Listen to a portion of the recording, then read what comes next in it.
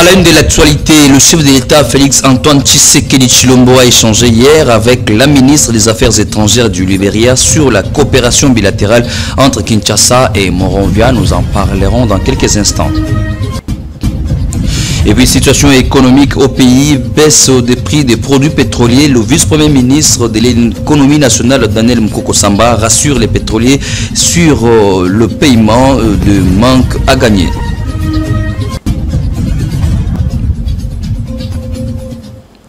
Mesdames, Messieurs, bonjour et bienvenue à cette édition de la mi-journée sur les antennes de la communication plus télévision. Le ciel est bleu entre Kinshasa et Monrovia. C'est ce qui confirme cet échange entre le président de la République, Félix Antoine Tshisekedi Tshilombo, qui a reçu hier à la cité de l'Union africaine, Madame Sarah Beisolo, ministre des Affaires étrangères du Libéria. Avec son hôte, le président Tshisekedi a évoqué le renforcement de la coopération entre Kinshasa et Monrovia. À l'issue de cette audience, la chef de la diplomatie libérienne et son homologue de la RDC, Thérèse Kayikwamba, ont animé un point de presse qui est largement revenu sur les candidatures des deux pays au Conseil de sécurité des Nations Unies pour l'exercice 2026-2027.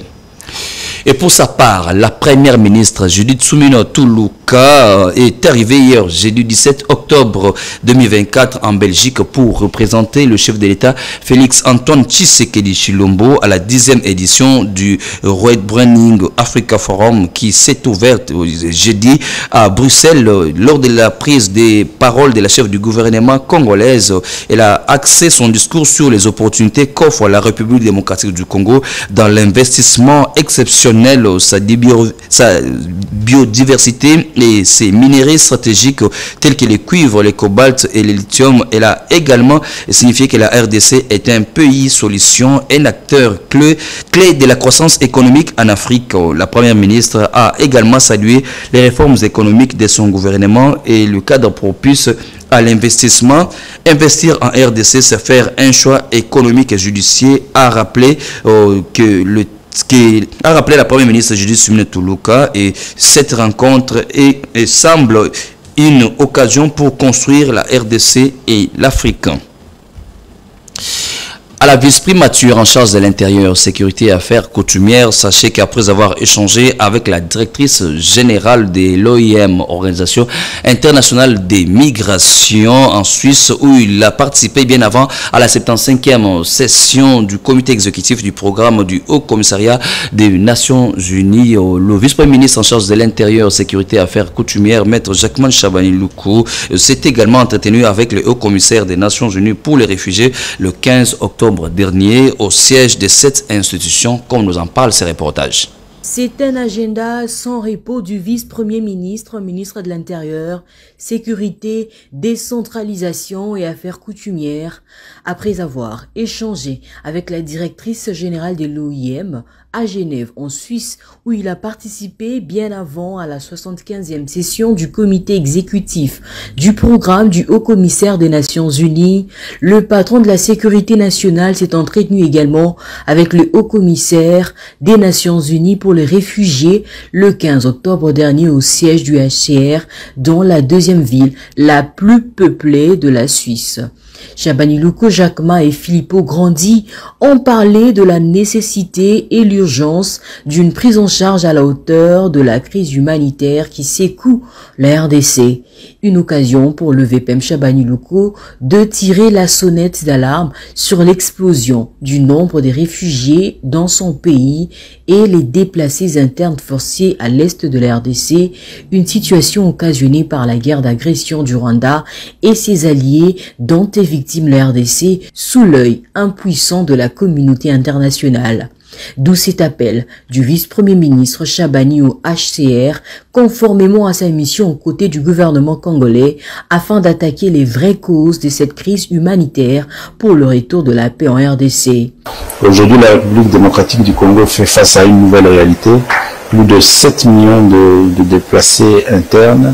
C'est une crise humanitaire. Et il est important pour le gouvernement de se rassurer que tout cela est non seulement connu, considéré, mais aussi qu'une mobilisation internationale est mise en place pour sa gestion. Au cours de cette rencontre bilatérale, Chabani Doukou a également exprimé la volonté du gouvernement congolais pour la tenue de la réunion tripartite RDC et le Rwanda autour du HCR pour organiser aussi avec bien d'autres pays voisins le retour des réfugiés congolais dans les pays limitrophes dans leur sol et également le retour des réfugiés étrangers vivant en RDC dans leurs pays respectifs. Très captivé par ce tableau sombre peint par le patron de la sécurité nationale de la RDC, le haut-commissaire du HCR a promis l'implication de cette institution internationale pour mettre fin à cette crise humanitaire qui prend des tournures assez inquiétantes. Et pour sa part, le vice-premier ministre en charge des transports et voies de communication, Jean-Pierre Bemba Gombo, a reçu hier, 17 octobre 2024, à Kinshasa, la direction des ressources humaines de la délégation syndicale de la Société nationale de chemin de fer SNCC Lubumbashi. Leur réunion s'est focalisée essentiellement sur le financement des départs en retraite des cheminots et agents ayant atteint l'âge de la retraite et ceux qui le sont déjà. Économie, nous en parlons au cours de cette édition. Comme nous l'avons annoncé, il n'y aura pas de pénurie en carburant, comme l'a certifié le vice-premier ministre en charge de l'économie nationale, Daniel Mukoko Samba, après son échange avec les pétroliers pour rassurer la population, pour ceux qui pensent qu'il y aura pénurie de carburant. On en parle à travers ces reportages. 10 jours après la décision gouvernementale révisant à la baisse le prix des produits pétroliers à la pompe, le vice-premier ministre, ministre de l'économie nationale, Daniel Mukoko Samba, tient à maintenir un dialogue permanent avec les pétroliers pour pérenniser cette baisse. Au cours de cette séance de travail, toutes les questions liées au fonctionnement harmonieux du secteur ont été passées en revue. Daniel Mukoko Samba qui mène un combat acharné contre la vie chère comme le veut le président de la République, Félix Tshisekedi, a rassuré le pétrolier que dès la fin de la semaine prochaine, une grande partie de l'enveloppe du manque à gagner sera mise à la disposition des pétroliers. Les pétroliers sont satisfaits de cette réaction instantanée du vice-premier ministre Franck Bozard, directeur général de la SOCIR et président du groupement professionnel des distributeurs des produits pétroliers, a rassuré qu'il n'y aura pas de pénurie et moins encore un problème dans la chaîne de distribution. Cette rencontre a permis de nous éclairer et de nous rassurer pour que nous puissions continuer à travailler main dans la main, comme nous l'avons toujours fait, en vue de l'approvisionnement régulier du pays. Et il n'y aura pas de problème de pénurie, comme d'aucuns ont voulu le dire. Qu'est-ce qui explique les longues files constatées dans les stations-service juste après la baisse du prix du carburant? Le directeur général de Total RDC, Baba Diallo, explique. Les queues que vous avez notées sur les stations-service sont liées au fait qu'il y a eu un engouement suite à cette baisse de prix. À ce jour, je pense qu'il y a beaucoup moins de files, sinon il n'y en a plus. Les pétroliers ont salué la décision de la baisse du prix du carburant dans la mesure où elle vise à réaménager le panier de la ménagère. À la fonction publique, sachez que l'administration du territorial au développement rural a officiellement été dotée hier jeudi de son cadre de ses structures organiques. Le vice-premier ministre en charge de la fonction publique, Jean-Pierre Liaou Eboa, a personnellement été à la remise de l'outil de gestion crucial au ministère d'État, ministère du développement rural, cette démarche qui s'inscrit dans la vision du gouvernement de doter chaque secteur de l'État des moyens nécessaires pour une gestion efficace des performances. Reportage. Réglementer et définir le champ d'action du secrétariat général de l'administration du ministère du développement rural. Cet objectif a été atteint ce jeudi 17 octobre 2024 avec la signature par le vice-premier ministre, ministre en charge de la fonction publique, Jean-Pierre Liaou, en présence du ministre d'État, ministre du développement rural, Moïndo Zangui, de cadres et des structures organiques du secrétariat général du ministère du développement rural. Ce nouveau cadre organique va servir de boussole pour une gestion rationnelle du personnel au sein de cette administration. Il est temps que nous puissions nous occuper des conditions de vie dans nos milieux ruraux et périurbains. Il est temps de rapprocher l'action publique jusqu'au dernier kilomètre du territoire national. Pour prendre en charge cette importante question, l'État doit disposer d'une administration bien structurée, bien organisée et capable de remplir fidèlement, correctement ses missions et capable d'être au rendez-vous du rendement et des résultats. Aujourd'hui, nous sommes en train de nous battre de manière générale pour juguler évidemment cette question et faire en sorte que chaque administration soit dotée d'un cadre organique pouvant lui permettre d'assurer avec efficacité, efficience sa mission. Pour le ministre de tutelle, Moïno Zangui, la signature de cadres et des structures organiques va contribuer à l'accomplissement des projets de développement à la base en vue de matérialiser la vision du chef de l'État, Félix Antoine Tshisekedi Tshilombo. L'acte qui a été fait aujourd'hui nous permet de pouvoir harmoniser tout ce que nous avons comme action au niveau de l'administration.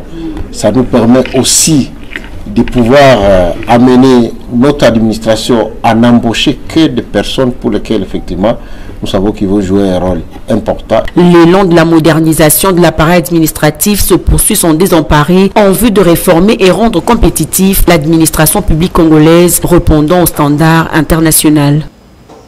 Les négociations pour la coopération militaire entre la RDC et la République centrafricaine se portent très bien. Voilà que justifie cet échange hier entre le vice-premier ministre, ministre en charge de la Défense nationale et ancien combattant Guy Kabombo Mwadiamvita, qui a réussi son homologue centrafricain Ramo Claude à mission officielle en République démocratique du Congo. Plus de détails dans ce reportage.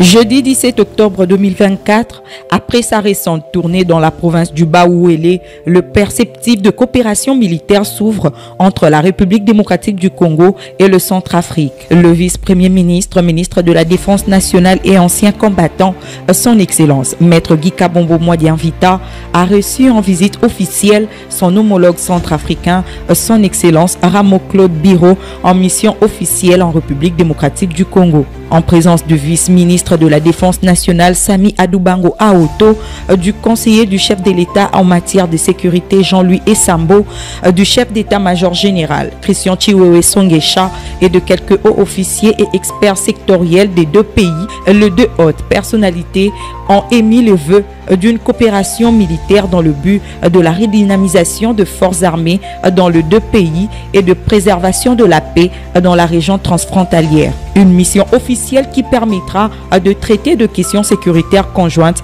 et des coopérations militaires. Saluant le sens de l'ouverture de son homologue Maître Guy Kabombo Mwadiamvita dans les cadres de la coopération, Ramo Claude a étalé la vision de la République centrafricaine visant la reconstruction de son armée. Cela fait appel au renforcement de coopération militaire avec le pays frère, d'où la raison de sa venue en République démocratique du Congo. L'accréditation d'un attaché de défense centrafricain est également au centre des échanges. L'excellente qualité des liens de fraternité, d'amitié et de similitude culturelle qui existent entre nos deux pays ont largement contribué à créer les conditions de la rencontre d'aujourd'hui, qui nous permet d'évoquer nos relations bilatérales entretenues de part et d'autre durant plusieurs décennies, puis procéder à la signature de l'accord de coopération militaire entre le gouvernement de la République centrafricaine et celui de la République démocratique du Congo. Le numéro 1 de la Défense nationale, Maître Guy Kabombo Mwadiamvita, a rendu un hommage vibrant au commandant suprême de forces armées congolaises, son Excellence Félix Antoine Tshisekedi Tshilombo, dans sa vision de la redynamisation de forces armées de la République démocratique du Congo et de sa montée en puissance, tout en soulignant que la RDC est un pays non conflictuel. Son Excellence Maître Guy Kabombo Mwadiamvita a par ailleurs souligné que la République centrafricaine a l'avantage de partager une frontière commune de plus de 1600 km avec la RDC sans pour autant avoir de problèmes majeurs. Au sujet des options adverses de la possibilité de créer une force mixte pour la sécurisation de notre frontière commune, nous aurons l'opportunité, avec les instructions déjà données à nos services techniques, de mettre en place un mécanisme de concertation permanente pour sa sécurisation, qui aura l'avantage d'être encadré par l'accord de coopération en matière de défense que nous allons signer demain dans cette même salle. Soulignant qu'une commission mixte constituée des experts de la défense et points focaux de la République démocratique du Congo et de la République centrafricaine a été mise en place pour de travaux approfondis dont les résolutions conduiront à la signature d'un accord de coopération militaire. Au Conseil national de la couverture santé universelle, sachez que l'atelier de la capacitation des experts sur l'approche intégrée mémorandum d'entente et contrat unique s'est poursuivi. C'est mardi, les travaux qui vont se clôturer, c'est poursuivi plutôt c'est vendredi, ces travaux qui vont se clôturer samedi à Mbola Lodge. Nous sommes dans la province du Congo central et lors du lancement de ces travaux par le docteur Polydor Mbongani Kabila, les experts ont reçu des points essentiels de ce qui vont constituer l'essentiel de ce travail qui consiste à poursuivre la vision du chef de l'État Félix Antoine Tshisekedi Tshilombo en matière de la couverture santé universelle. Plus de détails dans ce reportage. À Kisantu, dans la province du Congo central, précisément Mbola Lodge, le coordonnateur national de la couverture santé universelle, le docteur Polydor Mbongani Kabila, a donné le go aux travaux des capacitations des experts sur l'approche intégrée, mémorandum d'entente et contrat unique. Cet atelier de 3 jours réunit les professionnels de la santé, partenaires techniques et financiers de la RDC, ainsi que les représentants des établissements de facilitation de la couverture santé universelle et du ministère de la Santé. Le numéro 1 du Conseil national de la couverture santé universelle a signifié dans son mot d'ouverture l'importance de ces assises qui s'inscrivent dans le cadre de l'agenda de Lusaka. Mesdames et messieurs, la République démocratique du Congo se trouve à un tournant décisif de son histoire en matière de santé publique, celui de l'implémentation de la couverture santé universelle. Celle-ci n'est plus une simple aspiration, mais une réalité. Elle est soutenue par une volonté politique forte au plus haut niveau de l'État. En effet, Son Excellence M. Félix Antoine Tshisekedi Tshilombo, président de la République et chef de l'État, a placé la CSU au cœur de son agenda politique lors de son premier mandat et continue de le faire durant son second mandat en cours. Ces orientations traduisent une ferme volonté d'améliorer significativement l'accès aux soins de santé, de renforcer notre système de santé et de garantir la protection financière de nos concitoyens contre les risques liés à la maladie. Par ailleurs, le docteur Polydor Mbongani Kabila a évoqué les attentes sur ces assises tout en spécifiant les avantages de la dite approche dans la promotion de la couverture santé universelle. Nous sommes venus ici pour travailler sur 2 outils qui sont le contrat unique et le mémorandum d'entente ou MOU. Ces outils vont nous permettre de voir comment nous alignons tous les partenaires techniques et financiers, tout d'abord au plan du pays, et aussi nous nous mettons ensemble pour avoir un budget commun, un seul mécanisme de suivi et d'évaluation de toutes nos interventions, particulièrement dans les provinces. S'agissant des avantages de cette nouvelle approche MOU contrat unique, Dr Polydor Mbongani Kabila a estimé que les contrats uniques visent à mettre toutes les parties prenantes d'accord sur un seul modèle d'intervention en termes de programmation des activités. Il s'est dénoté que cet atelier de capacitation se déroulera du 17 au 19 octobre 2024. Ainsi donc, les participants à cette session sont appelés à contribuer à l'amélioration des solutions concrètes et adaptées pour les succès de la couverture santé universelle en République démocratique du Congo. Et dans la province du Lualaba, sachez que l'USAID a procédé hier au lancement de la campagne promotion de la bonne gouvernance. C'était en présence de la gouverneure Fifi Masuka Saini. Comme nous en parle ce reportage. À Kisantu, dans la province du Congo central, précisément Mbola Lodge, le coordonnateur national de la couverture santé universelle, le docteur Polydor Mbongani Kabila, a donné le go aux travaux des capacitations des experts sur l'approche intégrée, mémorandum d'entente et contrat unique. Organisé par l'Agence américaine pour le développement USAID, le lancement officiel du projet de promotion de la bonne gouvernance a vécu ce jeudi 17 octobre 2024 sous la houlette de la gouverneure du Lualaba à l'hôtel Kampiaboma. Le vice-président de l'Assemblée provinciale Archimède Kabeaka Lassa, le ministre provincial du plan Mathieu Kazembe Souana, les animateurs des entités territoriales décentralisées et ceux des organisations de la société civile ont pris part à ces assises. Financé à hauteur de 38 millions de dollars américains, le Lualaba étant l'une des 4 provinces ciblées, le représentant de l'USAID a souligné l'importance de ce projet dont l'objectif est de soutenir les institutions nationales et provinciales. Il a sollicité l'accompagnement du gouvernement lualabé dans la mise en action de ce projet. Le projet GGA de l'USAID, dont les objectifs et résultats attendus, ainsi que les principales activités prévues vont vous être présentés par notre chef de bureau, est porté par une ambition forte pour la RDC, celle d'améliorer la gestion financière des ressources publiques afin d'accroître la transparence, la redevabilité et la disponibilité des ressources locales pour le développement de la République démocratique du Congo. Ce projet s'étale sur 5 ans. Il porte sur l'amélioration de la transparence et la responsabilité dans la gestion des finances au sein des entités territoriales décentralisées. La gouverneure Masuka Saini a manifesté son appréciation pour le choix porté sur sa province.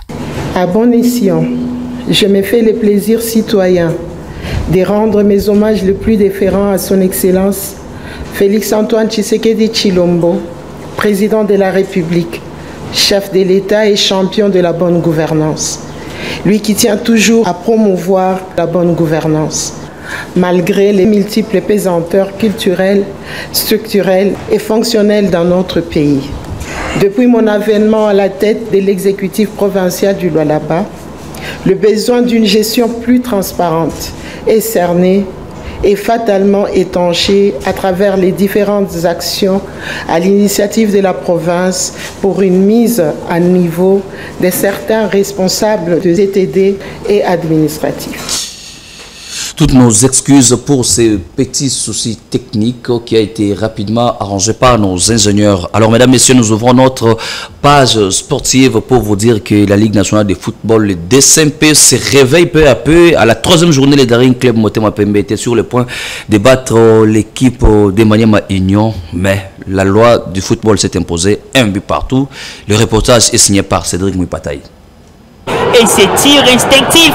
Le Daring Club Motema Pembe a fait jeu égal avec la formation de l'AS Maniema Union pour le compte de la 3e rencontre de la Ligue nationale de football. Après son nul face aux Aigles du Congo lors de la précédente rencontre, l'AS Maniema Union a encore de nouveau fait un nul contre la formation du Daring Club Motema Pembe au stade de Martyr de la Pentecôte. Les unionistes ont été le premier à ouvrir la marque grâce à Rachidi Moussinga, ancien de la maison, à la 5e minute de jeu. Par politesse et respect, l'attaquant de Maniema Union n'a pas voulu célébrer son but face à son ancien club. Au terme d'un début mitigé, les Tupamaros vont réussir à revenir à la marque à la 68e minute pour enfin décrocher le point du nul. Un résultat qui n'arrange pas les affaires des hommes de Paul Kassembele.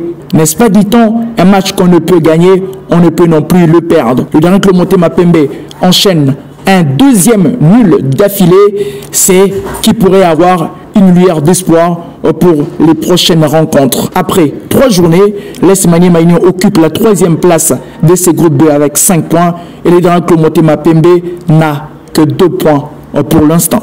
Un but partout entre DSMP et Maniema Union de Kin. On reste encore en sport pour parler cette fois-ci des léopards. Un léopard se réveille parmi tant d'autres. Il s'agit du capitaine de l'équipe nationale, Chancel Mbemba, qui a réintégré le groupe pro de l'Olympique de Marseille et s'est entraîné normalement hier jeudi.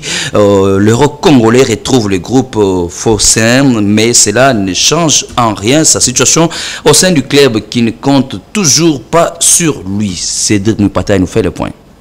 Est-ce la fin d'un long feuilleton? Chancel Mbemba retrouve les couleurs de Marseille. Le colosse congolais a été une nouvelle fois aperçu chez les supporters du club phocéen, apportant une nouvelle fois les couleurs de Marseille. Le débat était d'ailleurs partagé sur l'intérêt et la possibilité de revoir le rock congolais reporter les couleurs marseillaises. Mais ces retours ne changent presque rien. Les dessins de la direction du club phocéen vis-à-vis de Chancel Mbemba. Si le joueur qui a réalisé de prestations astronomiques avec la sélection congolaise en ramenant encore une nouvelle fois le léopard de la RDC à la prochaine Coupe d'Afrique des Nations à réintégrer après la trêve internationale l'effectif, c'est principalement pour se mettre en conformité avec la charte du football professionnel. Comprenez que désormais l'ancien joueur du MK Etanchete pourra s'entraîner comme bon lui semble avec le groupe chapeauté par Roberto De Zerbi. Malheureusement, aucune chance de voir Chancel Mbemba évoluer à nouveau en Ligue 1 avec la formation de l'OM. Lui qui se retrouve en fin des contrats en juin prochain. À quand finira ces nouveaux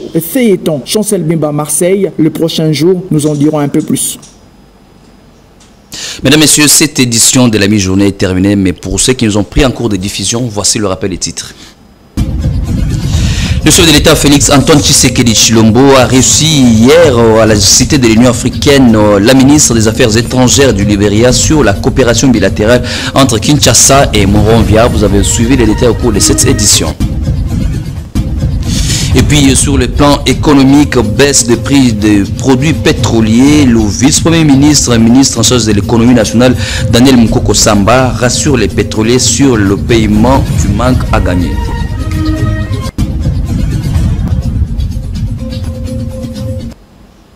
La prise de vue de cette édition a été assurée par Benny Lola et Adomoncha. Dites également merci à toute l'équipe technique, rédactionnelle, patronnée par Jefté Nimanimi et Mike Yann Moulamba. Mesdames, Messieurs, restez branchés pour suivre la succession des programmes sous les antennes de la communication plus télévision. Je vous retrouve tout à l'heure à travers les